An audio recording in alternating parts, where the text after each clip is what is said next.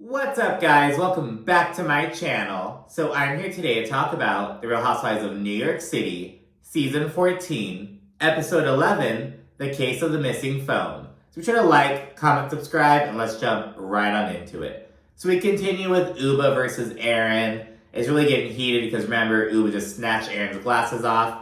And their overall consensus is like, okay, that was a bit too far, Ubah, but Erin, girl, you were looking for a problem and you got one. You know what I mean? So that's kind of the overall thing.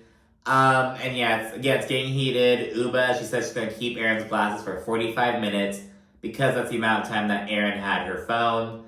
Erin's all pissed off. She says that this is the first conflict that she's had with Ubah, and it's like the worst situation she's had in her life, allegedly. It's like, okay, Erin.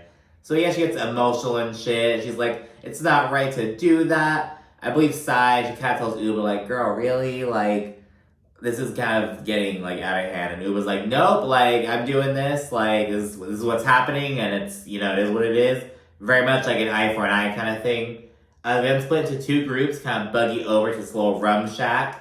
Brynn tries talking to Ubah in the car with Jessel, just like, hey, you know, like, you're right, but your point gets lost when your delivery is like that. Kind of trying to, like, I guess reason with her to an extent, but Ubah, she's like, nope, like, she's not having it, and she also pushes back and says, well, you know, Brynn, Erin's not nice to you either. She abuses you and says all this shit to you, blah, blah, blah, just kind of like, well, girl, rather than defending Erin, why don't you kind of look at how she's treating you? But Brynn's kind of like, oh, you know, but Ubah plants a fucking seed, and it germinates later on.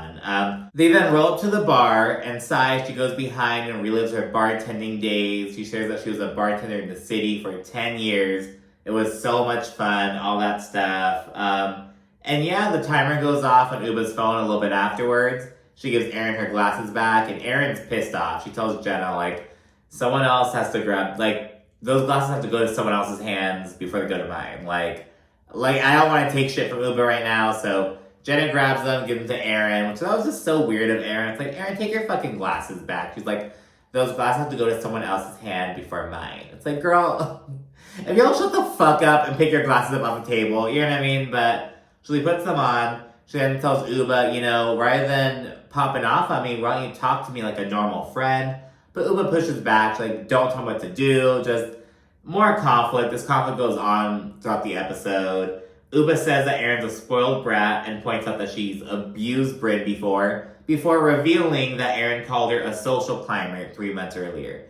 And now the word abuse is kind of thrown around a bit, but keep in mind it was all like emotional, like friendship abuse, not like anything physical. It's like, so Ubah's accusing Erin of like abusing Brynn. Erin later on says that Ubah's abusing her. It's nothing physical. It's all like emotional, friendship, manipulation type bullshit. But anyways, yeah, so Ubah reveals that Erin previously called Brynn a social climber, and Brynn's like, what? Because, like, she didn't know that, and Erin's like, oh, this happened months ago. It was when you and I were getting into it over the cheese shit, but we're over that now, and you knew about that. And Brynn's like, well, I didn't know about that. But Brynn's whole thing is, well, you don't have to climb when you're already at the top. In a confessional, she's like, I took the elevator, honey. Didn't even have to ask. Went straight to the top. Bam. So, good on you, Brynn. Ubah then calls Erin fake before Erin straight up leaves the table. And Jenna goes along with her as well. And they literally circle, like, the block like fucking losers. And then go back to that same little rum shack and just sit somewhere else. And it's like, that is so embarrassing. Like, girl. But Erin admitted the only reason she wants to go back is because she wants a drink. Maybe that's the only rum shack right there. It's fucking Monopoly, girl. Like, I'm the only place right here, bitch. So maybe that's what it was. So they wound up going back. And yeah, while they're there sitting elsewhere, Ubah's popping off at the table with the others. She says that Erin probably got her glasses off of Canal Street, which everyone just kind of laughs at. And Ubah admits, I only took them because Erin has sensitive eyes.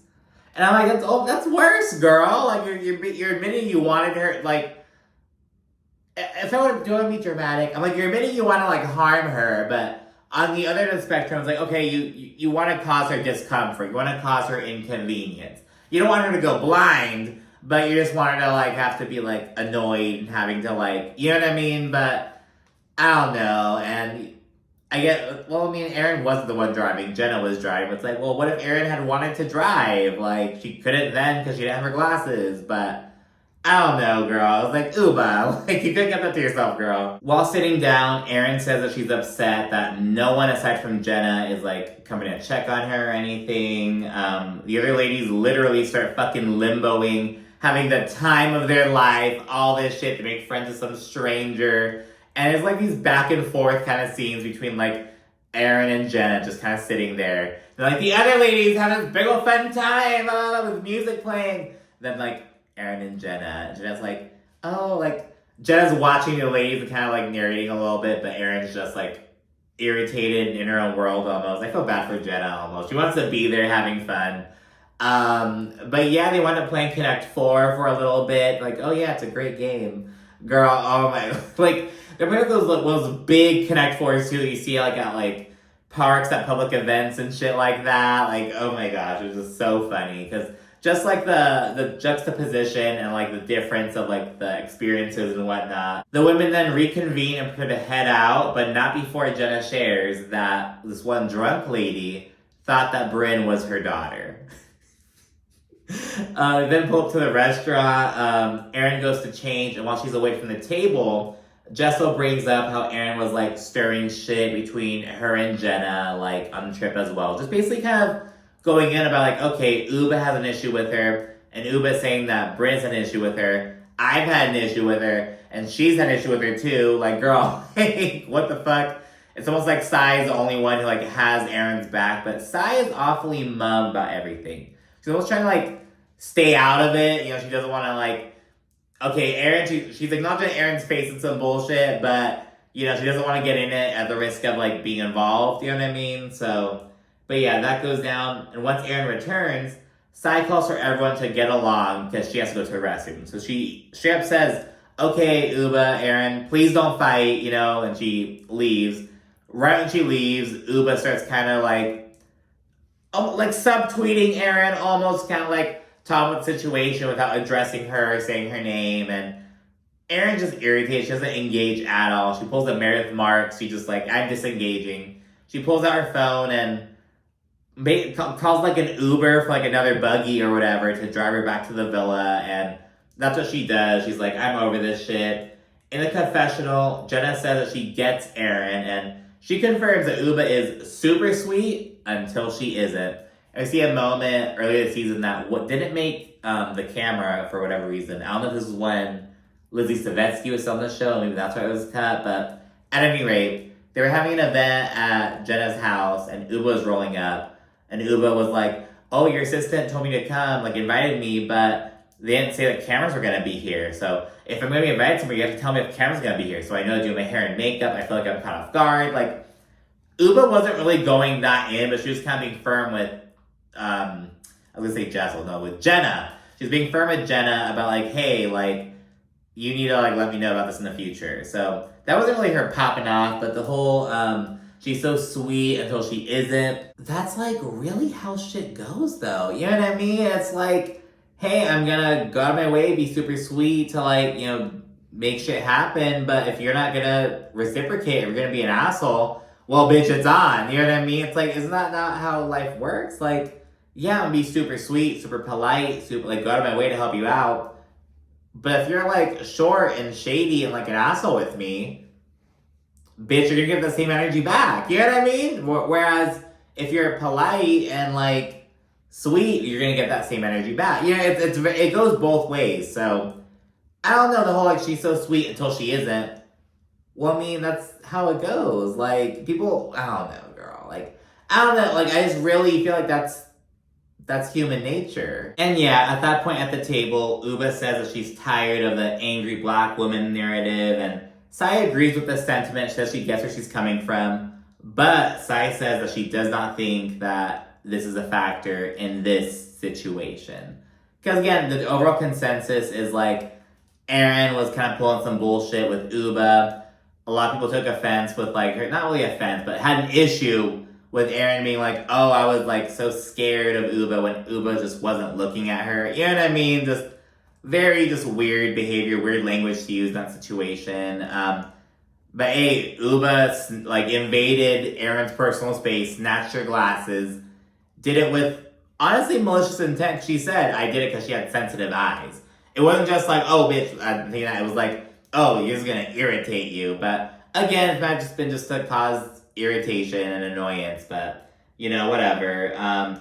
Lunch continues. Bryn shares how, you know, being flirty and getting attention and all that shit, it kind of takes her to a safe place. She uses that as like her armor. She also speaks on how her grandma, her Mimi, she never really cared about like Bryn's academic pursuits, because Bryn mentioned how she always wanted to be a doctor. She went to college for pre-med until the second semester of her junior year when she failed organic chem, had a breakdown, and switched to PR, which is so like funny to me because I've heard nightmares about organic chemistry. Like, I wasn't in STEM, I was an English major girl. I was like, I haven't taken chemistry since I was in high school, but I was like people, like, organic chemistry is the devil. Like, it was like so funny if you were mentioning that.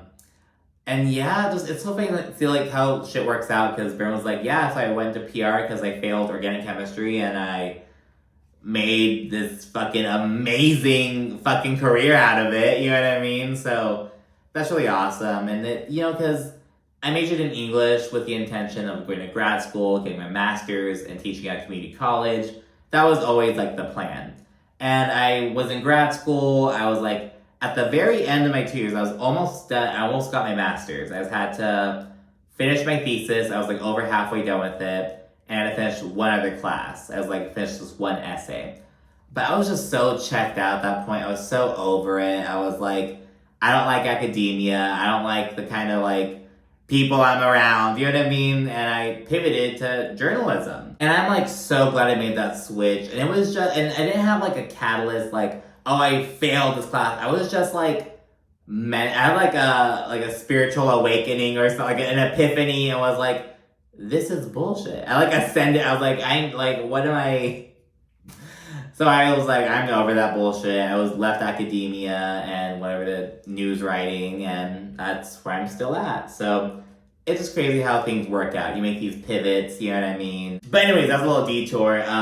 Bryn's mentioning how her Mimi, she like wasn't really proud of those aspects of Bryn, but she was super proud when Bryn started dating this Turkish billionaire. So just kind of speaking of how she like encouraged that aspect of her, and you know, grandma wasn't perfect, but she was there for her, and she raised her from the age of 2 and was just such a good, strong woman. She also says that her grandmother wanted the world for her. She always encouraged her to leave Indiana and go out and see the world with all these different places and really experience life. So she was really talking about her grandmother, and it's so sweet. She said that they both lived in like this little la la la world, and you know, Bryn, she gets that from her grandma, and it's, you know, it's really sweet. They then head out of the restaurant, and in the buggy, Bryn tells Jessel that Erin considers her to be the dummy of the group. And this pisses Jessel off, of course, and she reveals that she has a whole checklist devoted to Erin. And, you know, when you hear this about the checklist, it's like, ooh, it's like juicy. But Jessel's checklist is like, Erin, number 1, fuck you. When everyone ditched you at this restaurant, I stayed and ate with you. Blah, blah, blah. And it's like... And, you know, Bryn and Ubah are, like, gassing her the fuck up. They're all hyping her up. Like, oh, you're Al Capone. You're so fucking gangster and shit. You have a fucking checklist. Like, ooh, girl, no one wants to be on your fucking checklist. We better not be on your checklist. Like, all this shit is gassing her up. And it's like... Erin, fuck you. I was disappointed in Jessel's checklist. I mean, you know I'm a Jessel stan. I ride for Jessel. Someone on Twitter, they said like, oh, the tank tops, because her name's Jessel Tank. I love it. So I'm a tank top bitch. I love Jessel. But I was disappointed with that. I was like, this is your checklist. This is your fame checklist. And Ubah and Bryn are like hyping her up. They even pull up next to Sai and Jenna, and they're like, oh, this bitch has a fucking checklist, talking all this shit. And Sai's like, I've been doing all this work trying to calm Ubah down. I was gonna say Uma Thurman. I was doing all this work to calm Ubah down, and here Jessel goes, fucking talking all this shit about this checklist, kind of just pouring gasoline on the fire. Bryn's dumbass is probably fanning the flames and shit because she knows that she's drunk. So, yeah, that happens. Meanwhile, we see Erin back at the villa. She's eating a salad outside, and she's venting to her father on the phone. He's giving her some advice, because he knows how close Erin and Ubah are. I guess they, are actually pretty fucking close.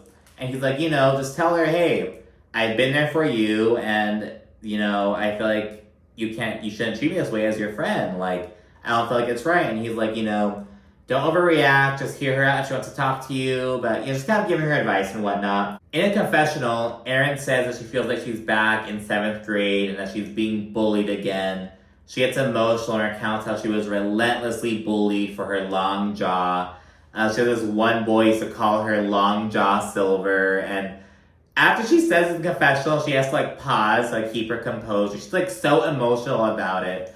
And people on Twitter are cutting up. They're like, that is hilarious. Erin, you should not have revealed that. You should have kept it in the vault. There's running with it. That was low-key okay, Erin, who wasn't bullied in elementary, middle school? I feel like a lot of people deal with that. You know what I mean? And she's like, I feel like I'm this 7th grader again. And it's I don't know. It was just really weird. I was like, okay, Erin, but whatever. Once everyone's back at the villa, Erin and Ubah have a little sit down. And Erin says she feels like Ubah's reaction didn't really fit what Erin did. She feels like Ubah basically overreacted with everything, considering all the circumstances.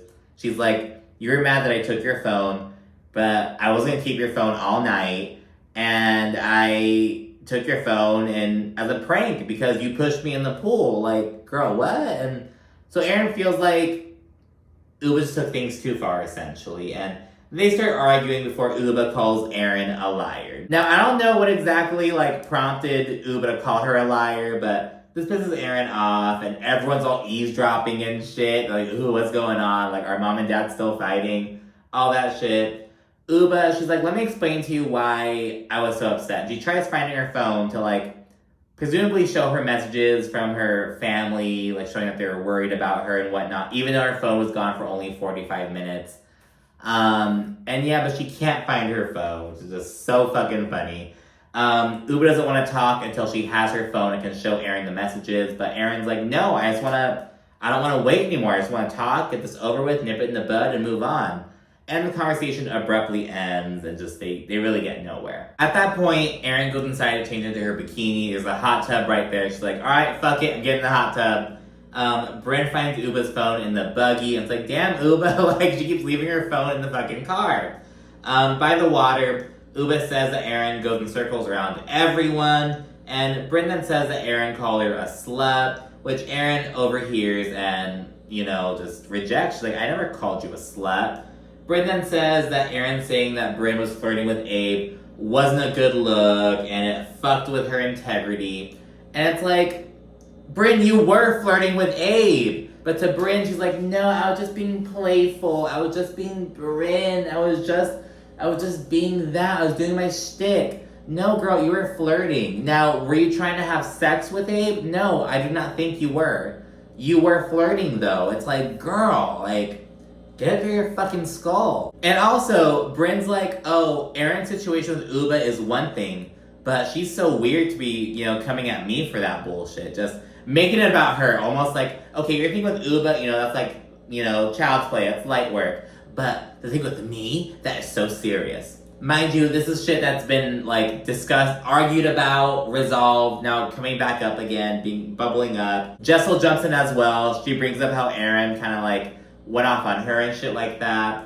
Erin kind of ignores it. She's like, oh great, another bitch jumping on me. Erin and Bryn, they continue going back and forth before Erin reiterates that Bryn is a social climber in a confessional. And she's like, I'm not saying anything isn't a fact. Bryn's upset that she was flirting. Bryn later on said, oh, you called me a social climber too. And she's like, you are a social climber. And you were flirting with my husband. What do you want me to say? Erin says, this is all shit that we settled already. Are you getting riled up by Ubah? Like, you're letting Ubah just rile you up because of my shit with her? So Erin says that.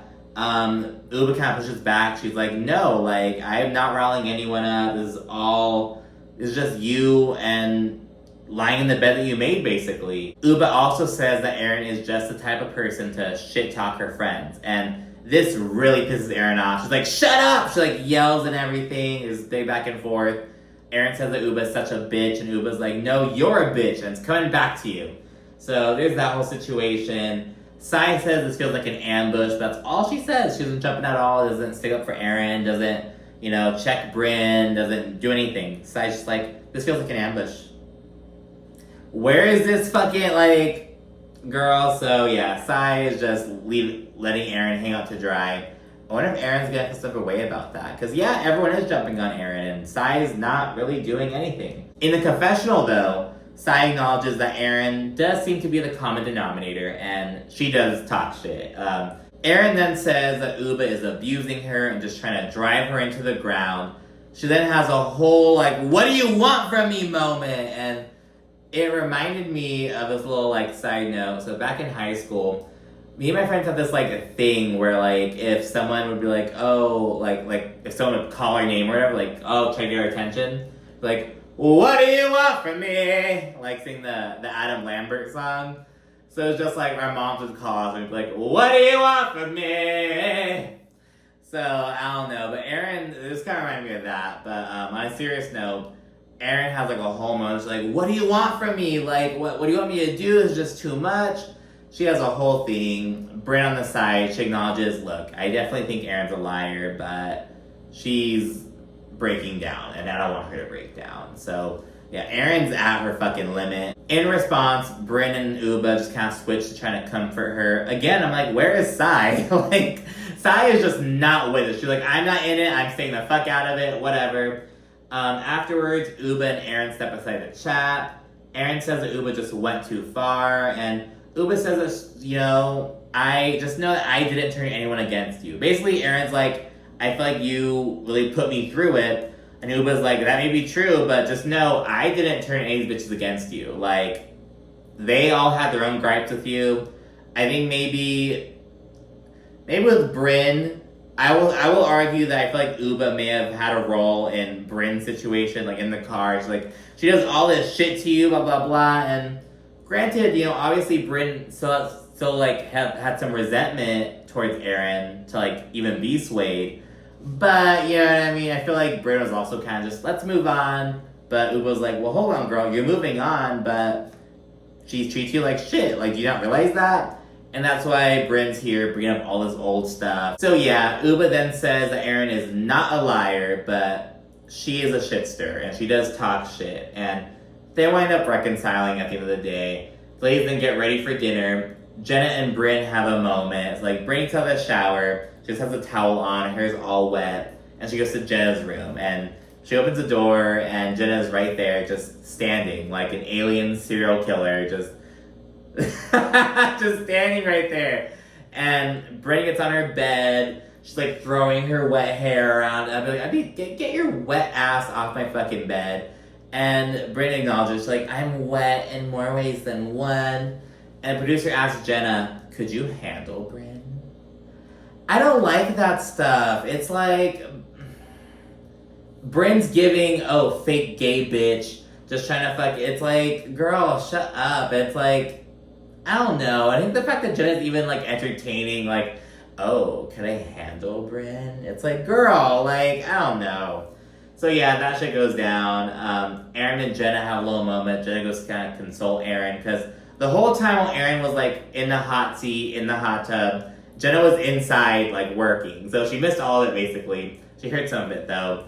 Erin says, I was basically being ambushed, but I recognize that you probably felt like that, on our first night here. So, which is very true, because remember, Jenna was in the hot seat, but she didn't deserve to be. So, yeah, to talk about that for a little bit. While Sai, Jenna, and Erin are at the table, just kind of waiting for dinner and such, they laugh about how Jessel was thinking that the Grateful Dead was heavy metal, just kind of laughing about that. Because Jess was like, oh, I didn't know he likes heavy metal. He likes the Grateful Dead. And I'm like, bitch, that's fucking rock. Like, it's not heavy metal. Like, the fucking Slipknot ass shit. So, they had a little laugh about that. And while on the subject of Jessel, Sai and Jenna, they tell Erin about her little checklist about her. So, they fill her in about that.